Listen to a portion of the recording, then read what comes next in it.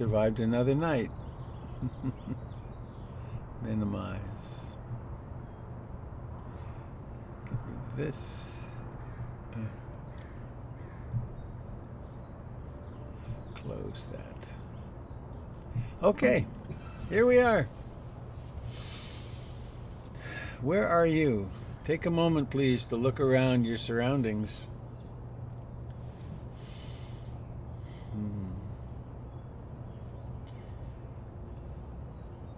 Notice how far you can see, what the limits of that are, and notice the fact that you're seeing, and that you're breathing, and that you're alive. And as is our custom,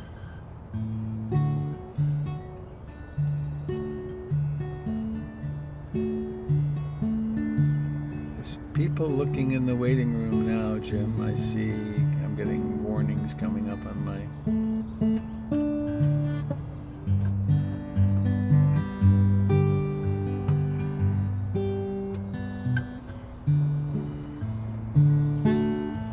I'm finding the refuges are making more and more sense these days. Things seem to be really unstable. Are unstable.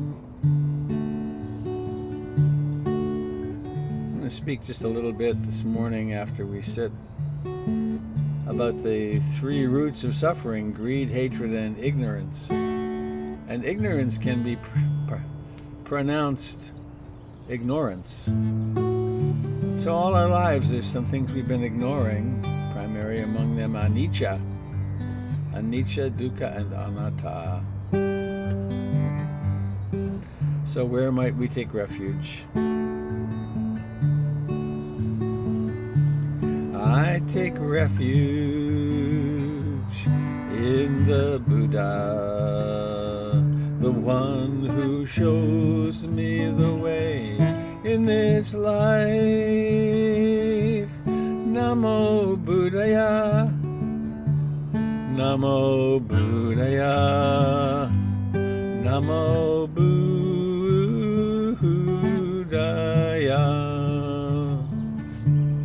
I take refuge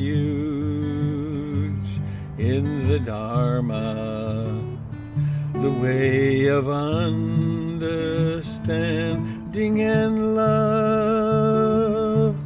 Namo Dharmaya, Namo Dharma Dharmaya, Namo Dharmaya.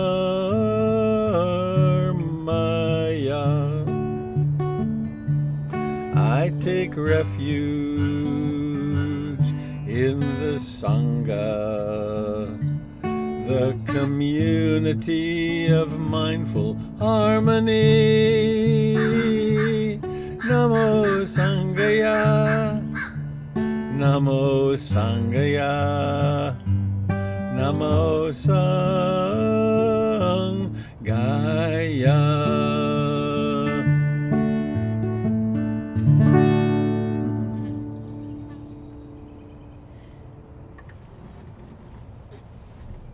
I take refuge in the community of all life, which of course includes the crows here in my backyard.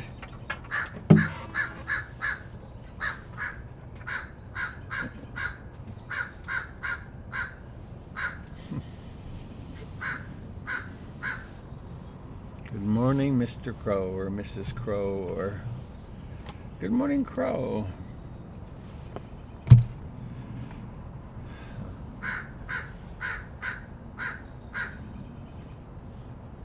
A blessing.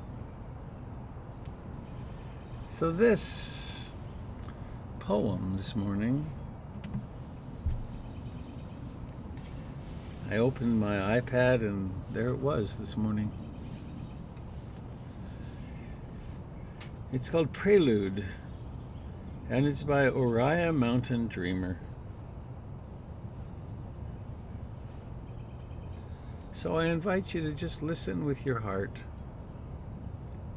What does that mean? It means just to relax and to let the meanings of this flow into you. What if it truly doesn't matter what you do, but how you do whatever you do? How would this change what you choose to do with your life? What if you could be more present and open-hearted with each person you encounter, working as a cashier in the corner store, a parking lot attendant or filing clerk, than you could if you were striving to do something you think is more important? How would this change how you want to spend your precious time here on the earth? What if your contribution to the world and the fulfillment of your own happiness is not dependent upon discovering a better method of prayer or technique of meditation, not dependent upon reading the right book or attending the right seminar, but upon really seeing and deeply appreciating yourself and the world as they are right now? How would this affect your search for spiritual development? What if there really is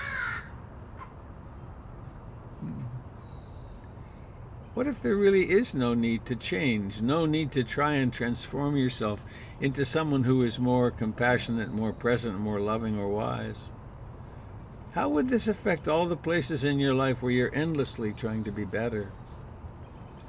What if the task is to simply unfold, to become who you already are in your essential nature, gentle, compassionate, and capable of living fully and passionately present? How would this affect how you feel when you wake up in the morning? What if who you essentially are right now is all you're ever going to be? How would this affect how you feel about your future? What if the essence of who you are and always have been is enough? What if the essence of who you are and always have been is enough? How would this affect how you see and feel about your past?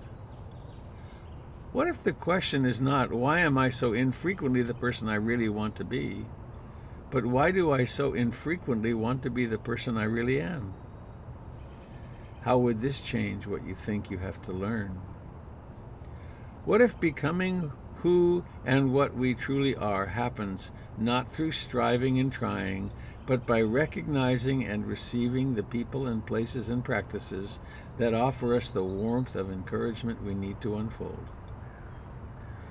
How would this shape the choices you have to make about how to spend today?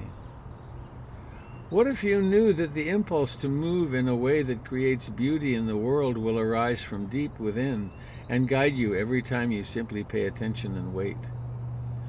How would this shape your stillness, your movement, your willingness to follow this impulse, or just let go and dance?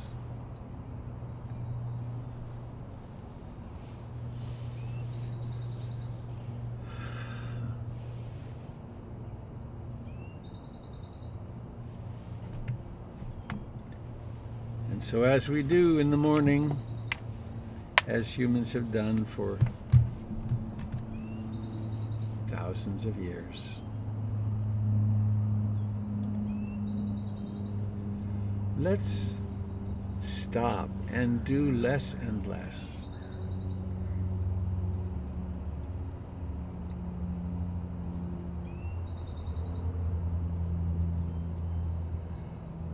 Please notice that there is a body.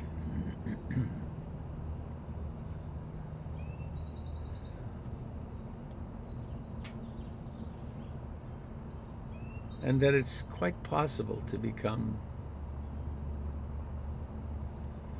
really aware.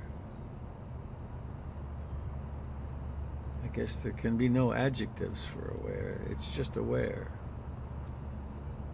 There can be awareness of the life in your feet, in the hands, in the face.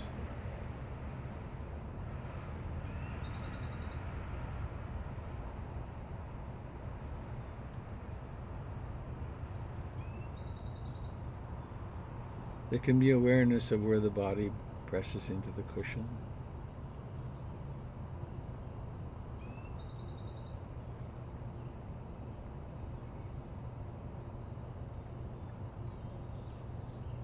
And again, taking up the practice of mindfulness of in-breathing and out-breathing.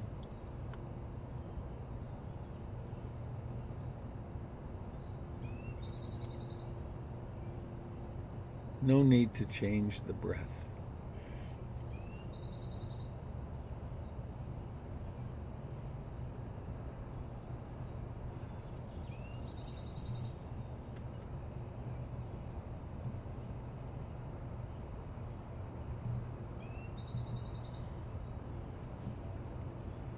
And the exertion is an exertion of intention, or an exertion of presence.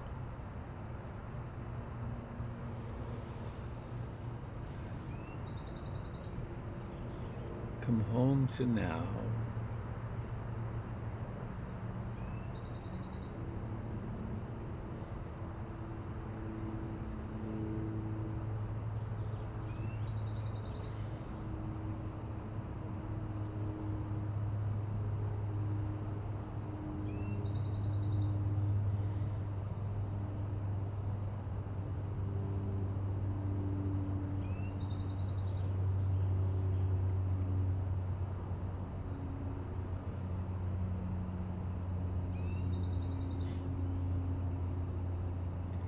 There's a little saying I sometimes remember to repeat at the beginning of practice. I aspire to love and accept myself exactly as I am in this moment.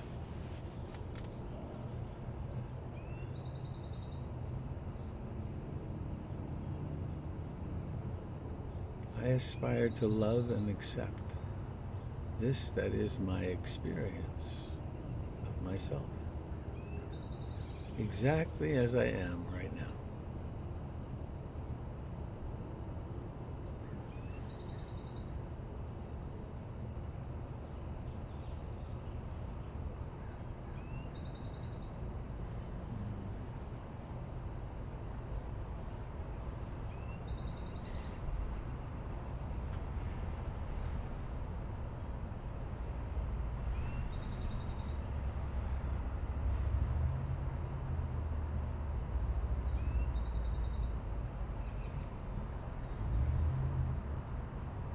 So we attend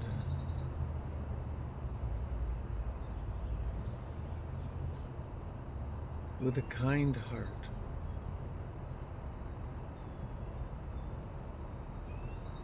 We receive all the thoughts, the emotions, the deep emotions.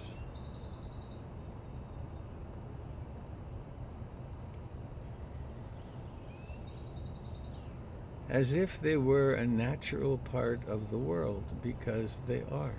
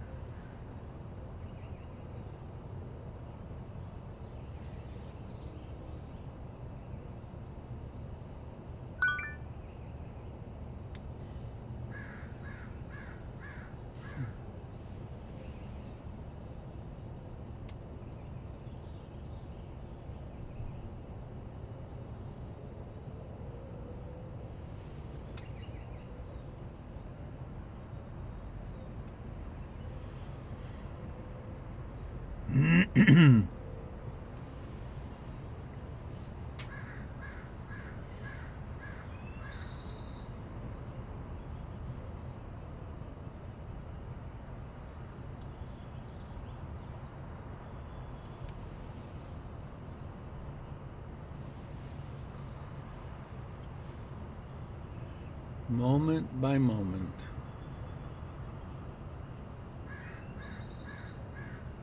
the world appears.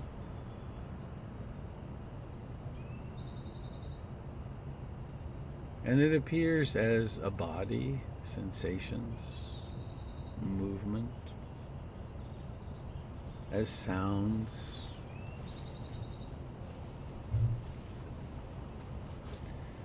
as experiences at the sense doors that are pleasant or unpleasant or not yet determined, as thoughts and moods, the whole story of our personality, perceptions, the stories of our life present like clouds or mountain ranges, waves on the ocean.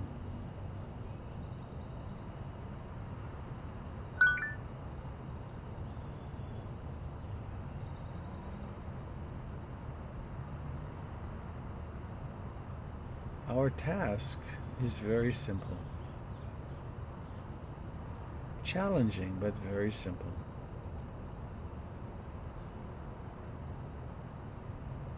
Allow the sweet arms of awareness to embrace everything as it arises in each moment. It doesn't mean we need to struggle to experience everything all the time. That's not it. But whatever is in the foreground, and we suggest, let it be the breathing, let it be the body sitting here. Let it be the feelings of love and caring that arise sometimes. Be here.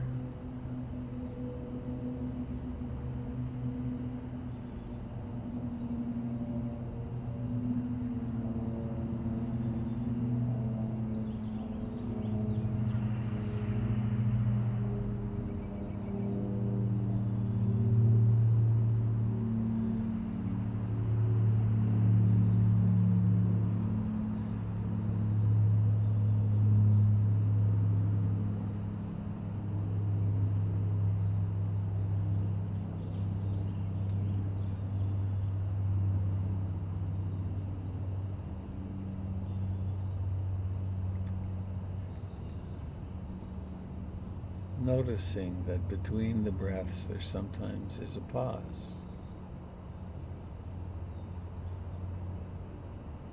And out of this pause, mysteriously emerges the next breath.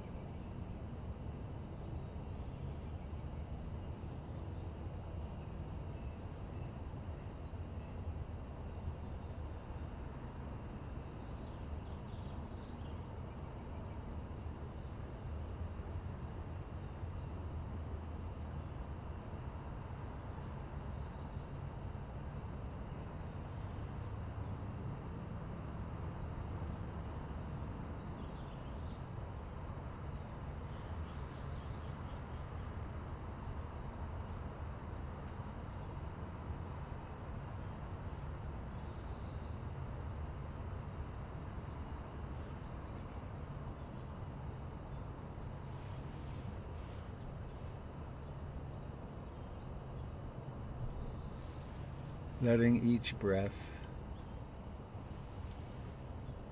bring you home to yourself.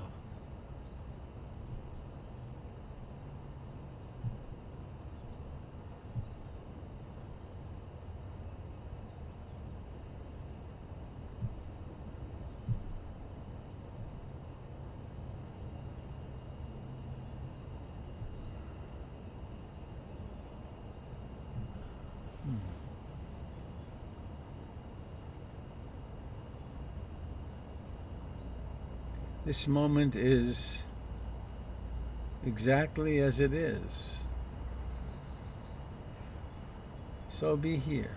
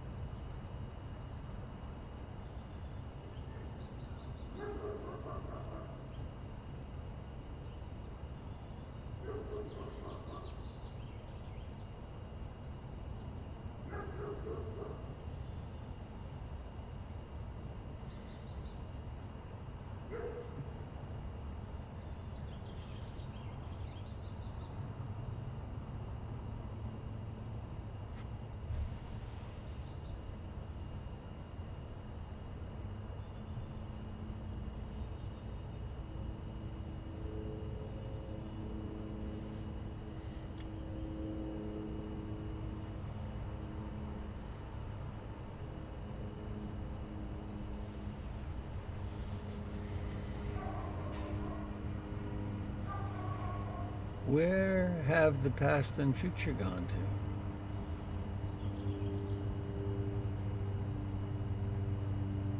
When there's now, there's just now.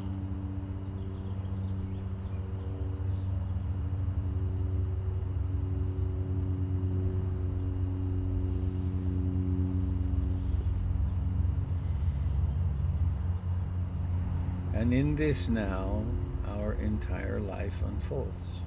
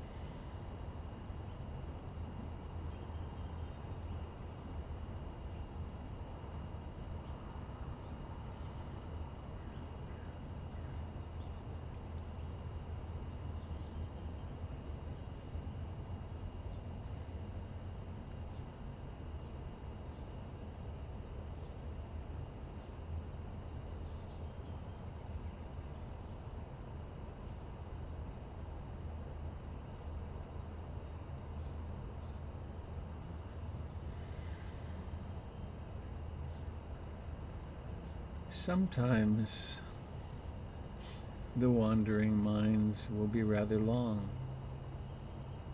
minutes even, or longer. Other times, awareness will notice as the mind inclines itself toward a thought.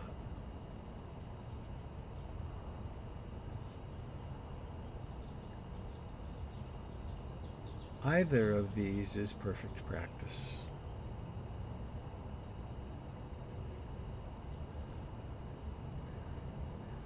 It's that winking into existence of awareness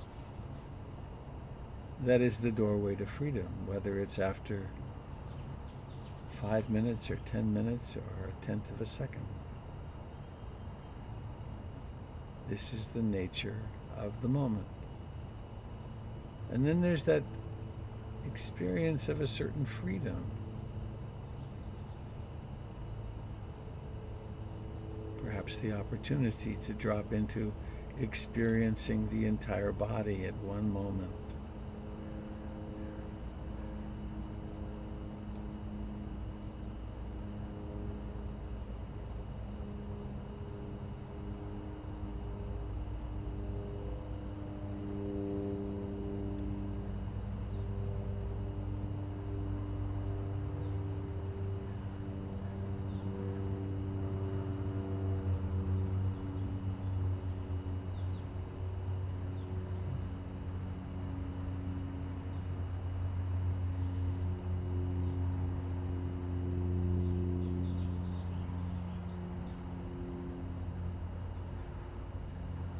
Hmm.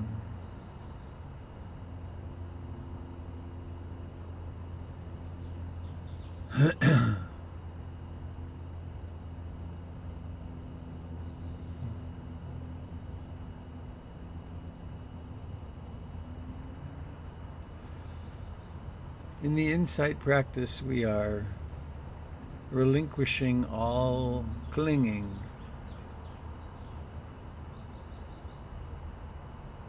Whenever clinging is noticed, we go bigger. We recognize, what am I really? I am that which is aware of this, if anything. And then at the other end of the spectrum, there is this experience of a separate identity, a separate someone, a separate body.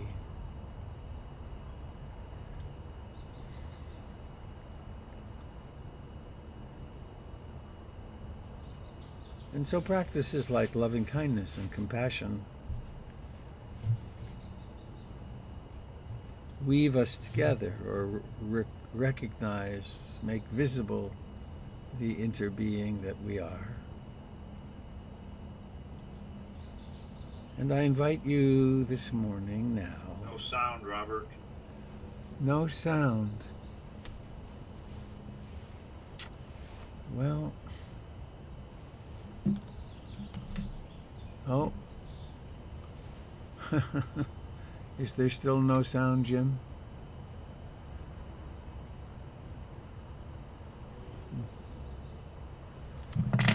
I don't know. Let me try this. Preferences. Audio. Built-in output. Robert's AirPods. Is there sound now? Yes. Huh. Thank you. But there's no video. I mean, well, there's a. Never mind.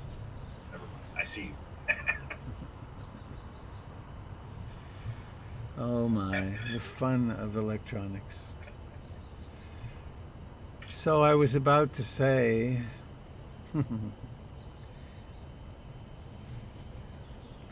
on the one hand, in the insight meditation practice, we relinquish and relinquish and relinquish.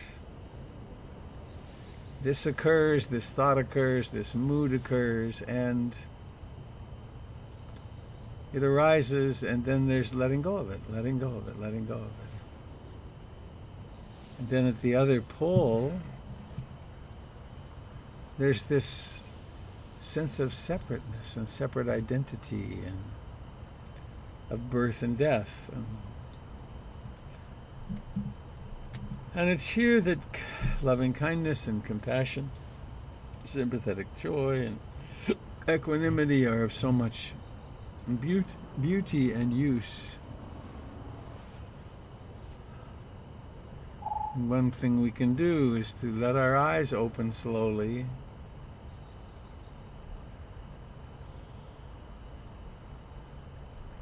and notice that there are little pictures on the screen.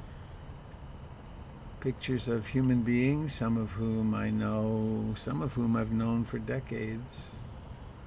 Some are new.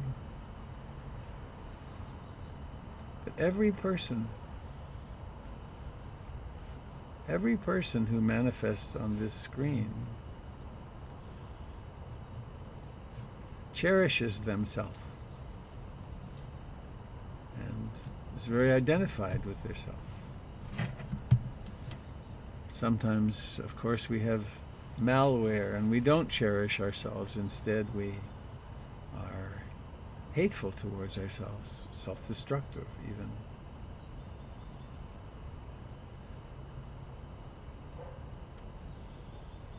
And how simple it would be to pick one person that you see and wish them well. Use your words, your prayer, your may all beings be happy, may you be free from suffering, may you never encounter the coronavirus, may your loved ones be safe. What is your prayer of repetition and loving. It's very helpful to have something that we practice, because then we can make great use of it. It's been a long time since I've been in the mall or in a busy place, but a fun practice to do is to go through the mall, and there's two that I do. One is to notice the reaction in myself that each person creates, that arises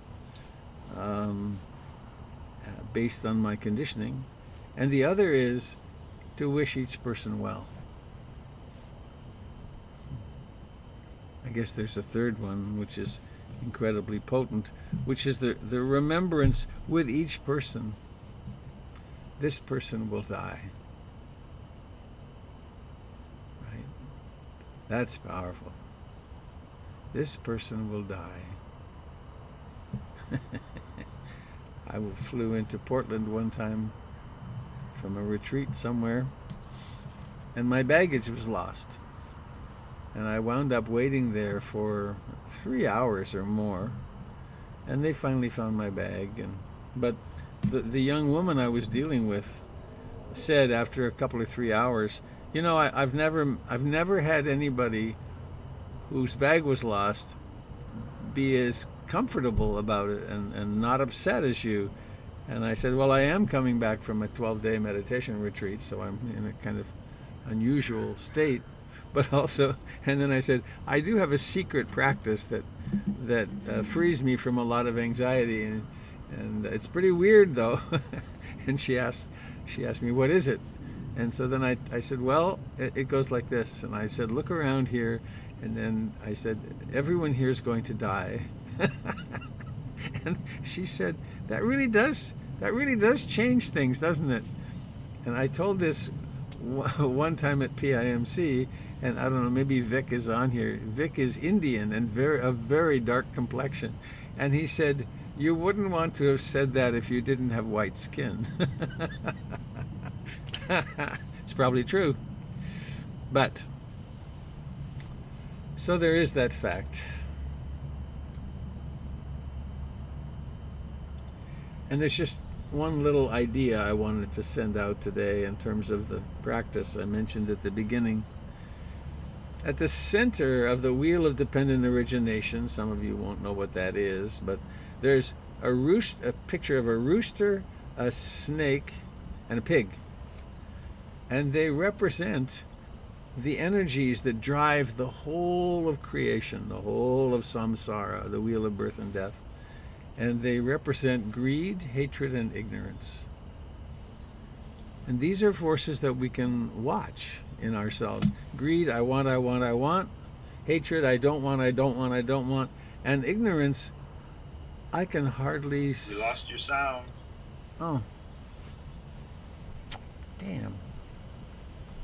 Huh. Well, that's very odd, because I'm hooked in and it looks as though it's sending sound. No sound? No sound yet. Oh. How about now? 1, 2, 3. There you go. There you go. I turned it off and on. Who knows? It's weird. So, how far back did it go silent? Not too long. I caught it right away. Okay, good. Thanks. You were just saying the symbols of samsara. Oh yeah. Thank you. Thank you.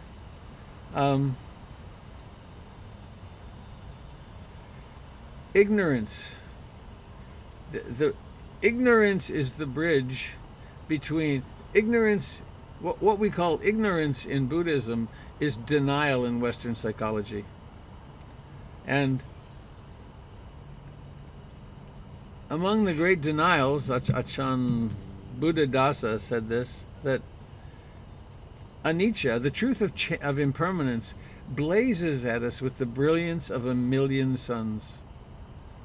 It's a miracle we don't see it, that it doesn't affect us, that we don't really get it, that everything's changing. And so this ignorance is being confronted now in our lives by the coronavirus and by the deaths and by the breakdown of the economic system and the challenges that are happening in our lives. The people in northern Syria have had little denial about the fact that culture is very fragile for a long time now. And that's been true in many, many parts of the world. But we have been able to insulate ourselves because of wealth and local stability, though in central cities, in the ghettos, people have been less able to be in denial about this than I have certainly.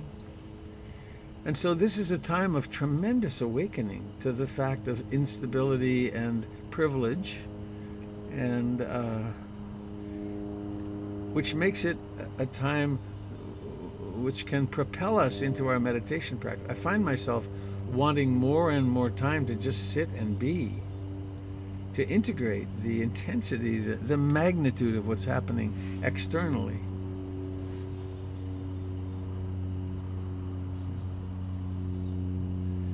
And I continue to, when I go inward, I continue to have a very deep sadness, recognizing what's happening. So I think that's what I want to say. We still got sound. I'm impressed. And I'm going to invite you, just a reminder, this Saturday night is the PIMC talent night. And the information is, I think, on the website. There certainly has been a mailing go out. And why don't you come? Come and sing a song, or read a poem, or read some of your prose you write, or do a dance, or who knows what. And you'd have 5 to 7 minutes, or a little more if you need. And you send an email to Tiffany. That information is there. And if you don't want to be extroverted like that, just come and participate. I think, and there's teachings. Jim, who's here now, teaches on Monday nights. There's so much going on, you can access it through the website. All right, I would like now to open it up to you, my dear friends. What is it that you have to share at this moment about your journey through COVID land?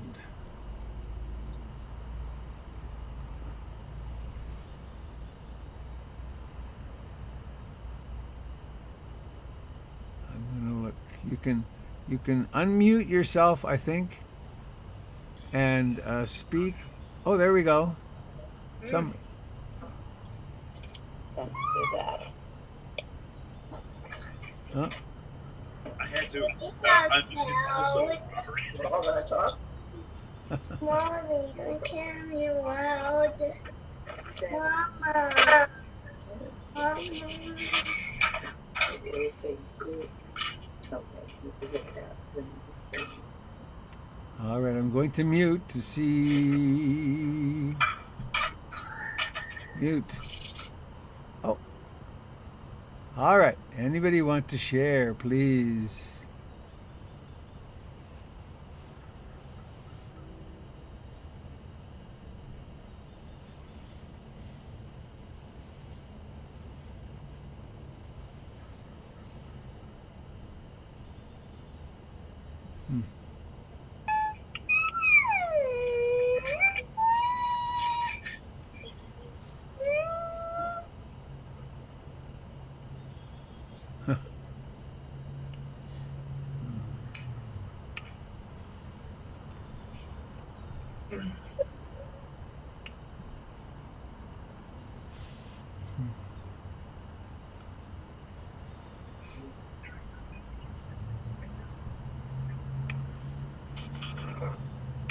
Hey Robert, this is Christy. I can see you, Christy.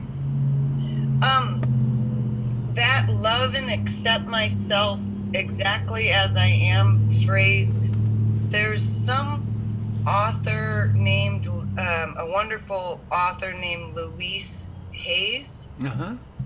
And she said that we should say that 500 times a day. I have it on my refrigerator, and sometimes It's on that here. is so hard to do. For example, during the COVID-19, initially, I was all jazzed to get these house projects done. Woo! 20 years in the house, 4 kids. Boy, those, in my drawers in the bathroom, all I can get into is the first couple inches. All that Isn't that normal? Well, it accumulated through the years. And so a lot of my cabinets are like this. And I'm hoping some people can relate. So initially, I was doing stuff, a little bit braggy, kind of proud of myself. And now I've gone through some days of sloth. I just haven't wanted to do anything. And I have to just coerce myself to make myself go for a walk. The dogs need a walk. I should go for a walk. But then what you said, to love and accept myself exactly as I am, because I've been doing some inside self-hate. So I really appreciate the meditation, because I have my little evil Christy always criticizing me. I need to do it a little bit better. So anyway, thanks for my long ramble. I'd like to remind everybody to mute your microphones if you're not speaking to the group. Thank you, Christy. And that self-hatred beast is my favorite English word is ubiquitous in Western culture. It's apparently not there in all cultures, but somehow or another we create that in our children and in ourselves. And so learning to really see it clearly for what it is, which is a pattern of thoughts and emotions, and then to not take it seriously is the way to freedom, and to feel your way into the suffering that's involved in that. But it's not. It won't help to just hate the self-hatred. As you exhale, softening. Oh, I'm going to mute everybody again. Mute all. There we go. There.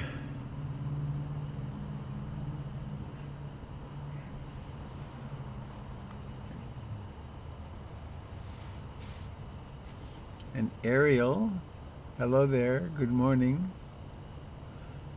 I thought some more about your question yesterday about having boundaries with someone who's got lots of needs and lots of intensity when you need some security at home. And I think this was implied, but it's a very delicate conversation and important and I guess nonviolent communication skills really have great value to at the right time approach the person and to say, I need to talk about something and I'm overwhelmed, and it's probably self-evident, but to give oneself, yourself, ourselves time to prepare, and then to really make a very simple, clean request for some boundaries on communication. Because we can and do. I do get really overwhelmed with the requests for time and energy from the family. So that's probably not news, but encouragement of setting it up in such a way that you might succeed. Thank you.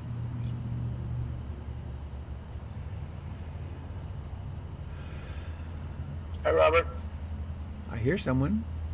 It's me. It's Danny. Hello, me, Danny. Danny. Hi. Hi, how are you? I'm pretty good this morning. I'm still breathing. Well, good. The right side of the dirt, as the saying goes. Yes, that's true. Oh, there you are. I see you. There I am. I see you. I see you. Okay. Not in the ICU, though. Not in the ICU. I've spent I've spent enough time there in the last year. I don't see you in the ICU. Anyway, I wanted to say I feel like there's been some blessings that are going on right now because of this time we've had to be with family and friends and just in the world. I mean, I don't know if everyone saw this the other day, but the Saudis have ceased their war on Yemen. What? Horrible, bloody war, because 15 of the princes have the coronavirus. So there's been a truce in the war, this horrible war that they've been waging. Wow. So this is an amazing little blessing of us all having to sit back and just be with what is and tend to our own, as it were, and not be blowing up the world. So some good news. Yeah, I'm just reflecting on that, and the other reflection I had the other day was there. You know, on your retreats or different retreats, if people have gone on retreats, there's always like the second or third day where you go, I cannot handle this. I'm going to blow up. I just cannot. And then you settle in, and you kind of let go, and then the rest of the retreat tends to go much better. And I feel like we're in that stage where we're going, I cannot handle this, and then you just settle back and you breathe and you realize this is what's going on. Mm-hmm. And then finally, I don't want to make yet another request of you, Robert, but I thought it'd be wonderful if one morning you did what you do on retreats, which is be DJ Robert, and put on some tunes, and we all do some moving meditation. You know, I'd like to do. I did a little bit of that yesterday with a John Prine song. Oh, that's right, John. Yeah. There's problems with broadcasting music in copyright. Oh, yeah. That's right. And that's right. The YouTube people were on that like instantly when I've done that a few times. So, but we could still move some. It'd be good. Thank you. Thank you. Thank you for doing this in the morning. And it's a good thing. It is. It is really a great service you're providing to us. Thank you.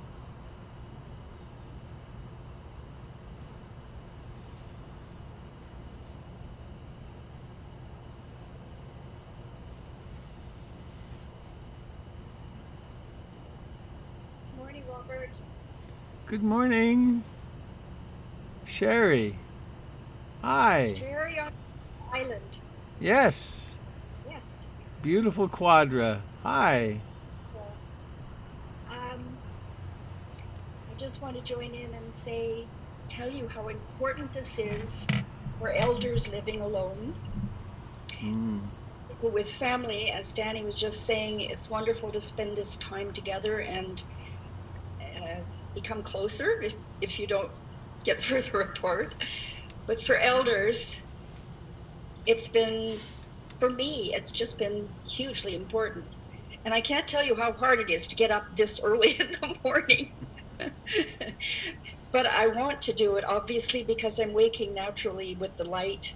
Yeah. And I really want to be with you all. Thank you.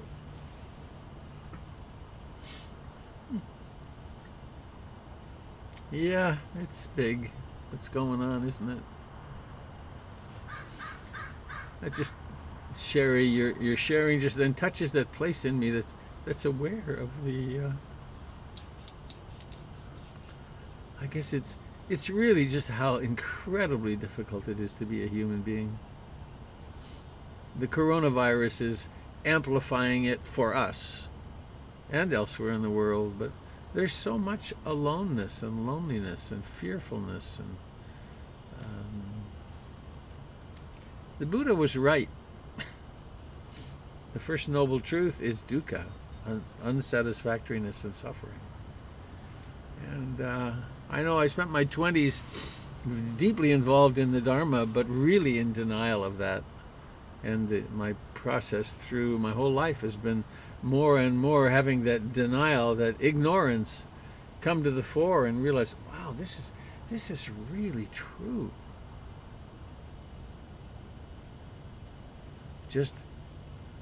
I think just how amazingly difficult human life is.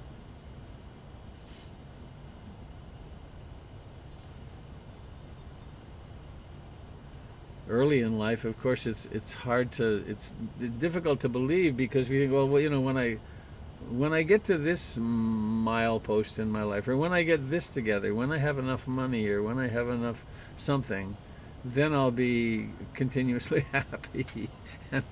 And then, or it's because of this, or for years, for me, it was because of my parents. If my parents hadn't been like that, I'd be really okay now. And actually, my wife, the mother of my children, gave me in my lifetime the best card of my life.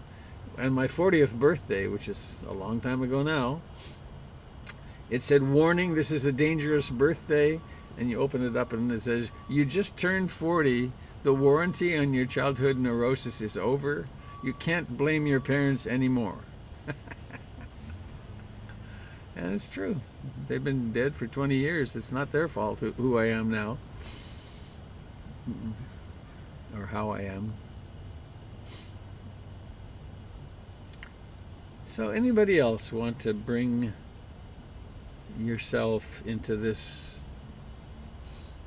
sharing? Hi, Robert. This is Marilyn. When you said it was so hard to be a human, I realized the very first thing that happens when a baby's born, I remember the joy I heard when I heard my babies cry. Yeah. Because I knew they were okay. And then for the rest of their lives so far, every time they cry in any way, I try to make that stop. And yeah. to the reason that a baby needs to cry is that way we know they're fully alive, they're fully breathing, they're taking in this new atmosphere. And I just want to take pause on that relationship with crying and what it means to be human and what it means to be alive, and what's my relationship to that. Thank you. It is a gorgeous sound, isn't it? That first cry of the baby. Yeah. Such a relief. Right. And then the fingers and toes counted, and yeah. Thank you.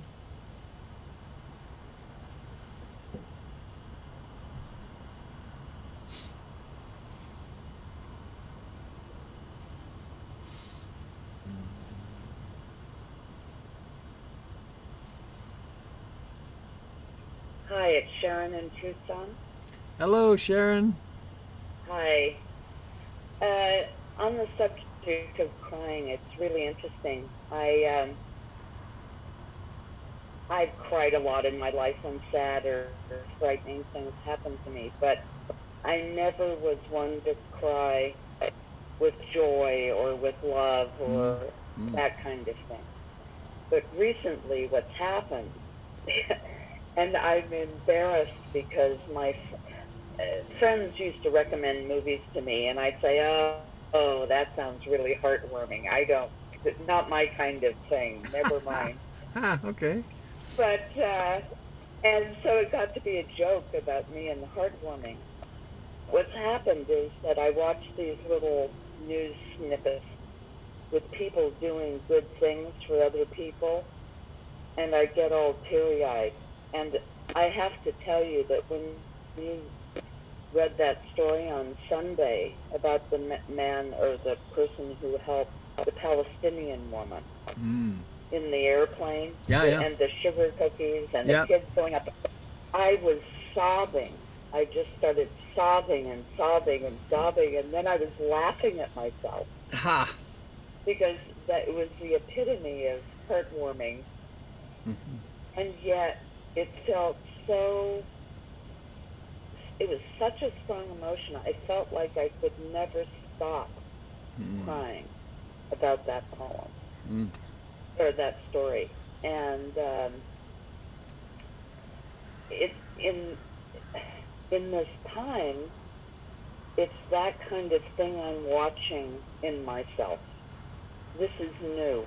And this is something that's coming out of, I'm not sure what. I'm not sure it's the sadness of what's happening in the world or the solitude in my house, which I see as very positive. or meditating more. But it's a wonderful thing. Mm-hmm. But embarrassing because I have to admit it to my friends. Uh-oh. My image has crumbled. Uh-huh. Well, may it happen many times more. Thank you. Thank you for teaching me how to cry at heartwarming stories. That's very funny. Take care. Bye.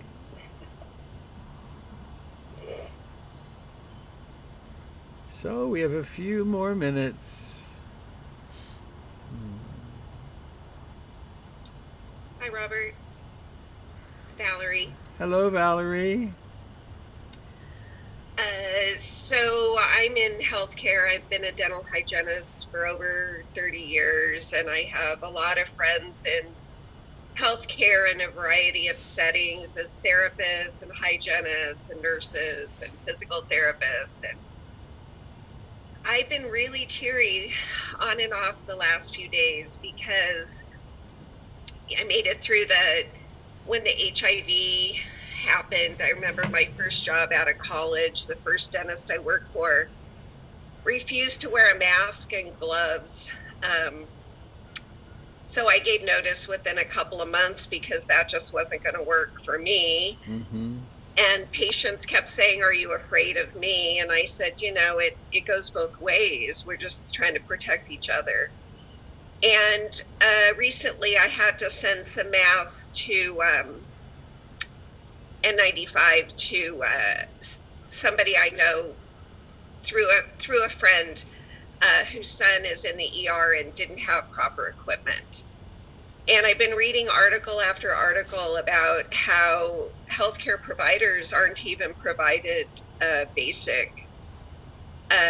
having their basic needs met to protect themselves and therefore protecting others. And so I have some friends that we've been sharing how moving forward, it's never going to be the same. And being somebody who's worked in prevention for 30 years and knowing the necessity of taking care of our teeth and taking care of our bodies to have, proper nutrition. And anyway, it's just it's just made me terribly sad because I'm not even sure how to move forward in a career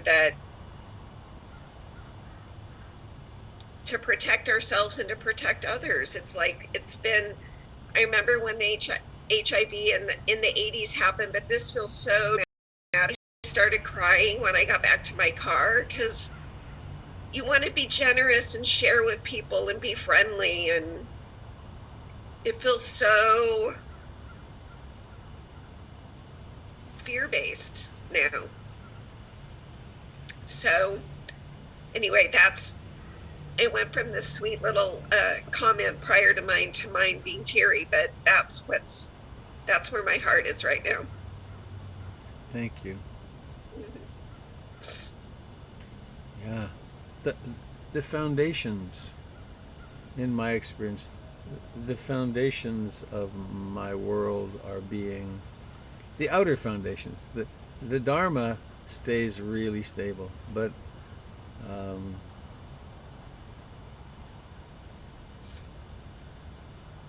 the survival of our republic is in question because of what's happening in Washington.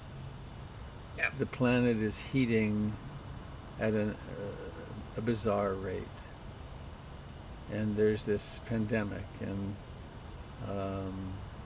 around the world dictators are coming into power. It's a very unsettled time.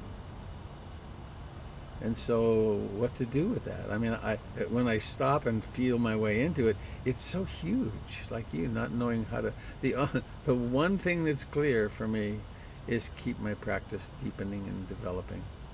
Because that then allows me to move into the sadness, into the fear, and to keep showing up with my family and the people that I'm with and here. Because the things that so many things that I thought were stable aren't. Tim, and I think maybe Tim and maybe one more person, and then we'll have to go. Thank you, Valerie. Thank you. I'm really touched by your tears and grateful. It occurs to me that though it's disturbing and sad, frightening to live in a time that's unstable when things are breaking down and falling apart, but also that sort of time is a time of great potential. Mm. When things are breaking apart is when the most beautiful things happen. Can happen, both in terms of kindness and cooperation. And one of the great examples of this that I think of comes from the history of the labor movement in Seattle general strike in 1919, and the big general strikes in San Francisco in the 30s, and the Russian Revolution, times when things were just going to hell in a handbasket. Soup kitchens would pop up, restaurants would quit charging, doctors and nurses would set up clinics. This stuff happens spontaneously, and it's consistent. And one of the places where you really see it is that in those times of labor struggle. But this is not something that's organized by smart people. This is something that people spontaneously do. They step up to the plate, they open their hearts, they quit competing and fighting, and they start cooperating. So these beautiful things that come out of this just makes it no less, well, it does make it less terrible. Mm-hmm. So for what that's worth, thank you, Tim. I think we can see that stuff happening. We sure can. And one more person, if there is, please.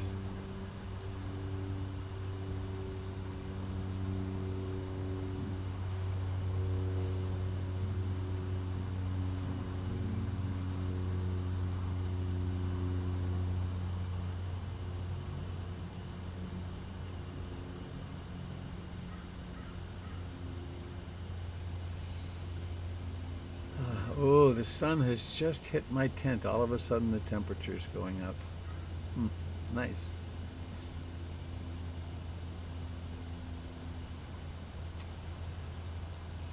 All right then.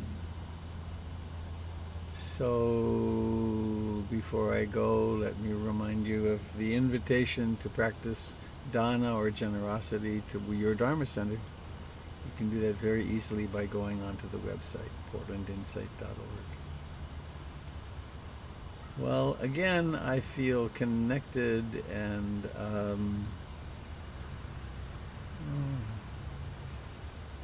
quiet of heart right now.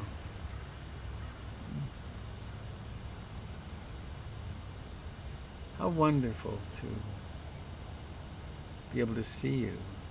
Please let's do that simple practice of picking some person or some couple that are on the screen and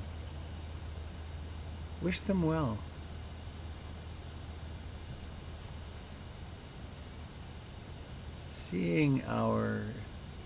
Knowing our interconnectedness, our interbeing.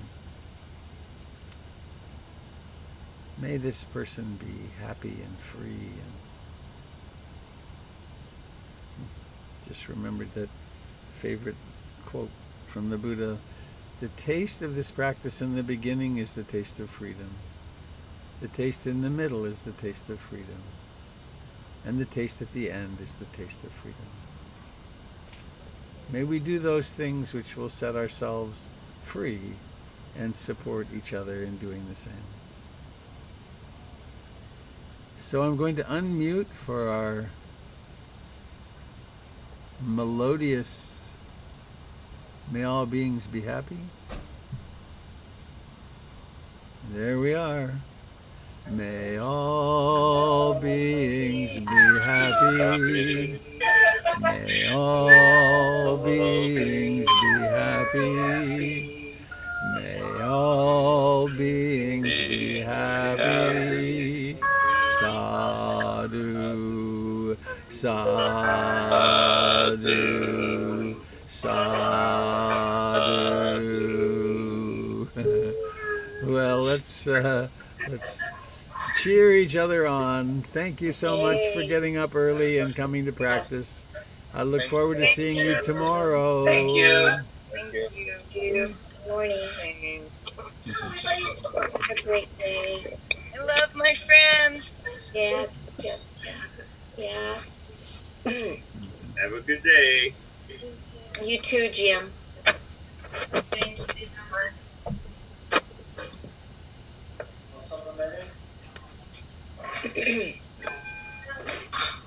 Bye, Jim. Thank you, Robert. Hey. Bye, Allison. Bye, Connie. Yeah. You too. I'm hugging you. Thank Yeah. Okay. Yeah.